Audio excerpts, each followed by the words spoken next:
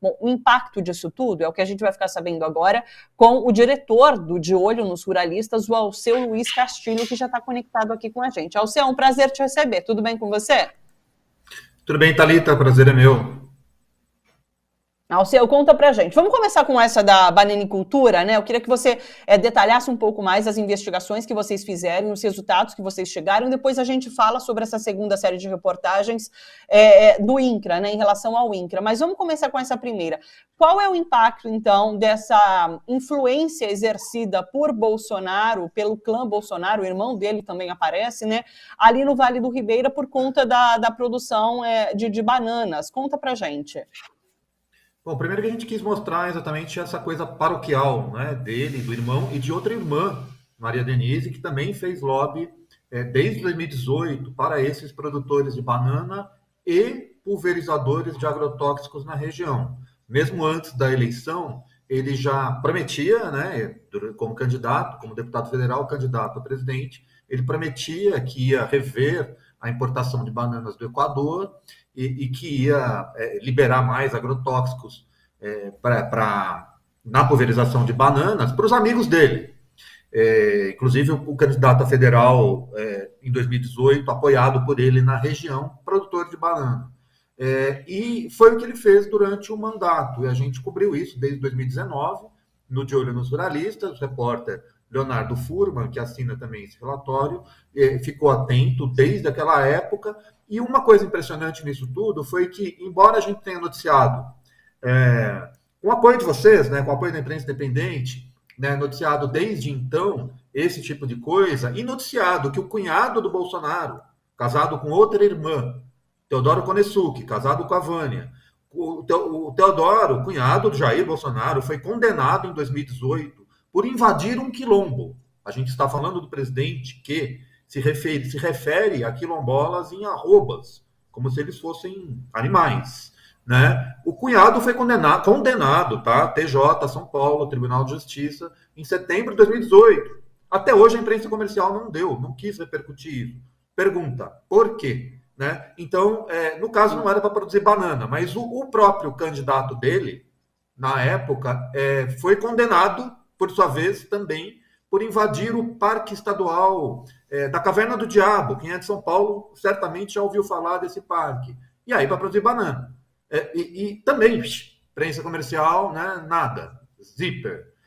E a gente conta tudo isso, claro, atualizando de 2019 para cá, desde que ele assumiu. Logo no começo do governo, ele começa a receber essas pessoas, né? E a ministra da Agricultura publica instruções para liberar mais ainda os agrotóxicos, diminuindo de 500 metros para 250 metros o limite para pulverização, ao mesmo tempo em que ele, o próprio presidente, também investia na restrição à importação de bananas do Equador. Notem que em outros casos, outras culturas, ele não é nem um pouco nacionalista, né? O presidente Jair Bolsonaro é nacionalista só quando convém.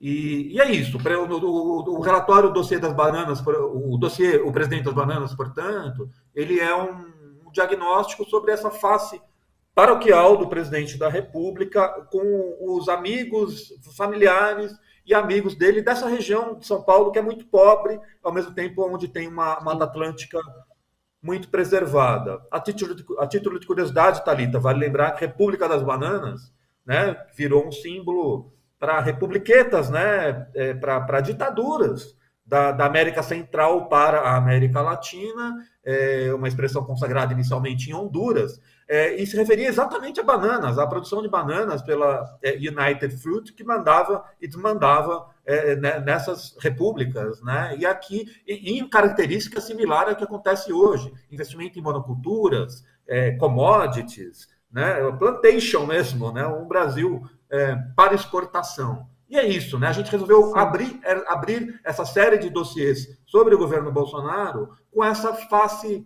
paroquial né, do presidente. Alceu, você toca nesse ponto, né, do silêncio da mídia comercial. A que você atribui isso? Porque a gente sabe que há uma influência muito grande da bancada ruralista, de quem atua nesse setor, na comunicação, inclusive, né? A gente tem ali a Rede Globo com o Agro é Pop, né, fazendo propaganda o tempo todo. Você acha que há uma relação entre esse tipo de denúncia focada nesse setor e o silenciamento da grande mídia, essas denúncias? Sem dúvida, porque a imprensa comercial ela tem pacto com esse setor, é um pacto econômico.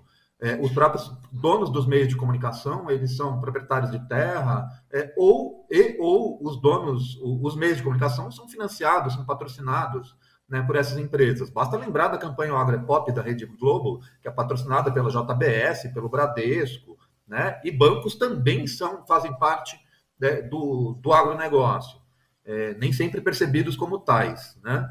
E aí existe uma tendência de, mesmo aqueles que criticam o Bolsonaro, criticam pelo destempero, né, pela homofobia, enfim, pela misoginia e tal, mas preserva-se o Paulo Guedes, preserva-se a agenda econômica. Não é difícil ver entrevista de banqueiro, de empresário, na grande imprensa, dizendo, não, mas a agenda econômica tudo bem, foi até bom o governo, né? Como se não fosse um governo fascista, destruidor em vários aspectos e gerado tudo que ele gerou, ou implodido tudo que ele implodiu, também no aspecto econômico. É por aí, a bancada ruralista ela é preservada, como não era nos anos 80, diga-se de passagem.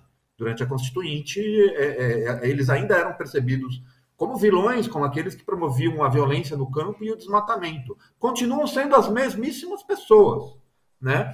E aí, como somos um observatório sobre agronegócio, sobre questão agrária, essa série de dossiês, obviamente, sobre o governo Bolsonaro, ela traz o retrato desse governo em interface com essa bancada, com os relatórios que a gente fez também sobre Congresso, os financiadores da boiada, a gente está para subir agora os operadores da boiada, sobre os líderes dessa bancada. E então é por isso que a gente está falando de INCRA, por isso que a gente está falando de produção de bananas, por isso que a gente falará sobre fogo e sobre fome, sobre questões relacionadas ao campo. Perfeito. Vamos então falar sobre esse segundo dossiê que foi publicado agora mais recentemente, né? Que trata dessa questão do INCRA. E daí mostra, inclusive, como o programa de regularização fundiária do governo federal acabou virando uma ferramenta de campanha eleitoral e de privatização de terras públicas, né? Eu queria que você desse mais detalhes sobre essa investigação que vocês fizeram. Isso, são pelo menos dois aspectos nesse relatório. Um deles, o loteamento, que é característico desse governo, junto aos bolsonaristas raiz, esses delegados, essas pessoas mais raivosas, né, mais originalmente raivosas, a bancada ruralista, que também tem uma face raivosa, e o Centrão, claro que com as interfaces entre esse povo, né, bancada ruralista e Centrão, caminham juntos, em boa parte.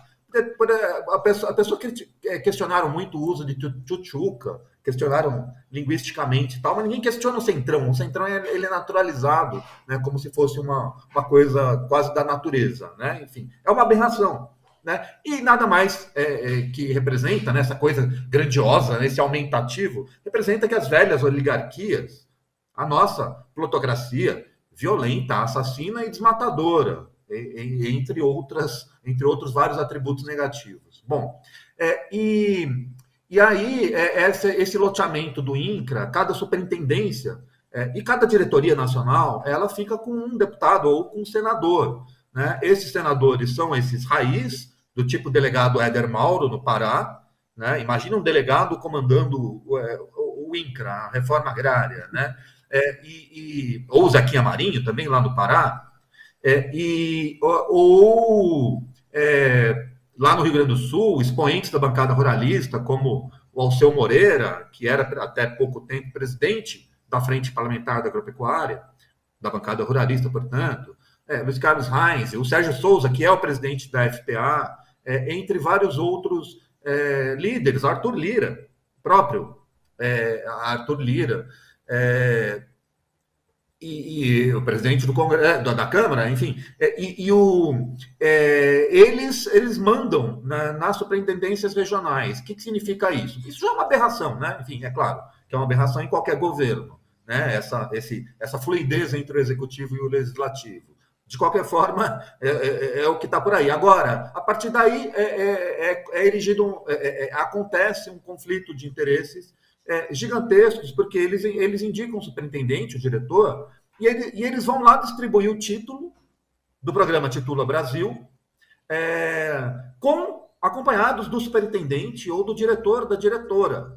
Quer dizer, essa mistura entre executivo e legislativo era multiplicada por 10. Né? E se age, né? E a gente age como se isso fosse também natural, né? Uma geração espontânea e não algo como se fosse algo republicano, que não é. Isso não é público, isso não é coisa pública.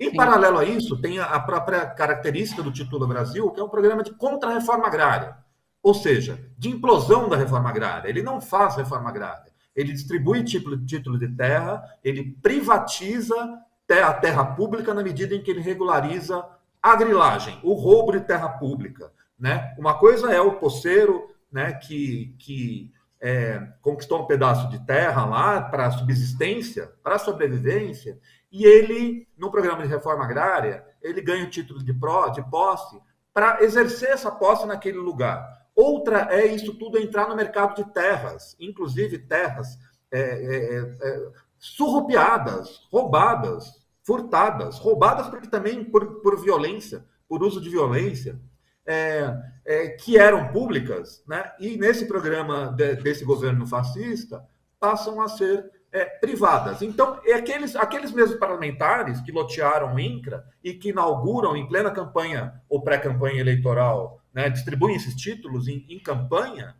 em palanque, são os mesmos que estão promovendo essa contra-reforma agrária, essa implosão de algo que é inclusivo, que deveria ser inclusivo, e não para entrar na jogatina imobiliária do mercado.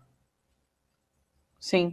Alceu, vocês denunciam, né, esse aparelhamento do INCRA, e a gente está às vésperas agora de uma eleição. Eu vi que vocês colocam na reportagem, inclusive, preocupações com o que virá a ser 2023, porque a gente sabe que o Congresso pode continuar sendo um Congresso com grande influência do Centrão, da bancada ruralista, e esses esquemas continuarem, né, a existir. Né? Como que vocês veem essas perspectivas futuras?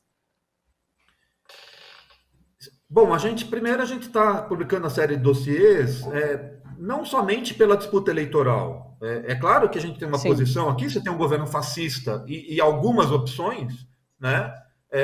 A gente, primeiro, é contra o governo fascista, por definição, né? E mesmo que o candidato não fosse, enfim, alguém de um campo mais, digamos, progressista e tal, né? Então, essa é a nossa posição. Agora, a gente está publicando tudo isso também para agendar esses temas, para que o Brasil se preocupe com eles, seja qual presidente for, seja o presidente Luiz Inácio Lula da Silva, sejam os outros candidatos, se por acaso eles decolarem, Ciro Gomes, Simone Tebet, quem seja, né? Eles vão precisar se preocupar com essas destruições, com essas implosões. E com essa configuração, claro, de Congresso, e com esse poder da bancada ruralista, que é um poder relativo à metade do Congresso, metade, nada menos que metade, que é um poder que não é só relacionado a este ou aquele nome, não é só uma questão de eleger, deles elegerem ou não o expoente tal. Eles terão expoentes, tenhamos essa certeza. E a partir de um financiamento da própria bancada, que é internacional, que é pelas grandes multinacionais do agronegócio, e até multinacionais que não são percebidas como do agronegócio, da alimentação, da cerveja, né? Essas grandes empresas, elas financiam indiretamente a Frente Parlamentar da Agropecuária, na medida em que elas bancam as associações que financiam a Frente Parlamentar da Agropecuária. As 48 associações, a Fiesp, a AproSoja, a Associação da Cerveja, né, que é Ambev, Heineken, né? Entre tantas outras que bancam a boiada. No limite, se bancam a bancada ruralista, bancam a boiada. Então, na medida que esse sistema não é questionado, a boiada vai continuar passando com outros personagens. E é claro que a gente estimula aqui, como observatório sobre questão agrária, as candidaturas de outro campo, literalmente outro campo, né? Candidaturas quilombolas, indígenas, camponesas. A gente acabou de soltar um vídeo sobre as candidaturas quilombolas, estão para sair vídeos sobre as candidaturas indígenas e camponesas. A TVT já começou a repercutir, inclusive, a publicar em seus programas. E também candidaturas ambientalistas, candidaturas que defendem uma alimentação saudável. Esse é o contraponto possível. Então, a gente que só tem uma candidatura indígena, uma deputada indígena no Congresso, a gente pode ter 2, 3, Sim. 4, e um quilombola, por que não? Quem sabe? E, de qualquer forma, candidatos que defendem essa agenda. Né? Todo o pessoal Sim. do movimento negro, do movimento preto, aquilombando-se, propondo-se a defender também, mesmo que não seja de origem do campo, né? Mas agendando esses temas, e como eu disse, a alimentação saudável contra os agrotóxicos, né? Isso não depende da nossa origem social, cabe a uma responsabilidade social, ambiental, climática, de propor esses temas na escala que ele merece. E é claro que a gente cai naquele tema que você falava, né, Thalita, da imprensa comercial. A imprensa comercial não vai agendar essas preocupações, somos nós. Puxa, seria tão importante mudar essa configuração do Congresso, né? Dar mais diversidade às pautas, às defesas. Pessoal, a gente colocou aqui o De Olho nos Ruralistas, o site, tá bom? Ficou bastante tempo aqui, pode voltar, tá aí, ó, deolhonosruralistas.com.br, as 2 reportagens que a gente mencionou estão publicadas lá. Quero saber com o Alceu qual é a próxima, se vocês já sabem qual vai ser publicada, conta pra gente, até para fazer um convite para as pessoas acessarem também. São 2 relatórios próximos, os 2 relacionados ao ambiente, um deles sobre IBAMA, ICMBio e o próprio Ministério do Ambiente, também falando de loteamento, mas de um agendamento ambiental privado, né? A gente sempre vai falar de conflito de interesses e da participação das empresas nessa farra toda, que querem tirar as empresas disso tudo, né? As empresas são né, atrizes, né, no caso, participantes desse governo fascista, embora queiram lavar a imagem aqui e ali, né, inclusive com cartinha. Bom, e em paralelo a isso, a gente não sabe ainda qual a ordem, vai ser essa semana, mas um relatório sobre o fogo, sobre o signo do fogo. A gente está em agosto, né, exatamente há 3 anos do mundo, parece que descobria que tem fogo na Amazônia, né, o dia do fogo foi no dia 10 de agosto, então a gente está para soltar um documento sobre isso, mas não só sobre o fogo florestal, né, que evidentemente tem uma importância brutal, mas também sobre os atentados por fogo, né, atentados contra os povos do campo, aqueles, né, camponeses, indígenas, quilombolas, aldeias, casas de reza que foram destruídas por fogo, roças de camponeses e quilombos que também foram destruídos por fogo. Então a gente vai colocar isso no mapa, já colocou no mapa, né, literalmente, cartograficamente no mapa, para contar melhor essa história de um governo que destrói também por fogo, e aí é um spoiler do spoiler aqui, a capa desse relatório feita pelo Renato Aroeira, pelo cartunista, terá o presidente Bolsonaro como uma mula sem cabeça ateando fogo no Brasil.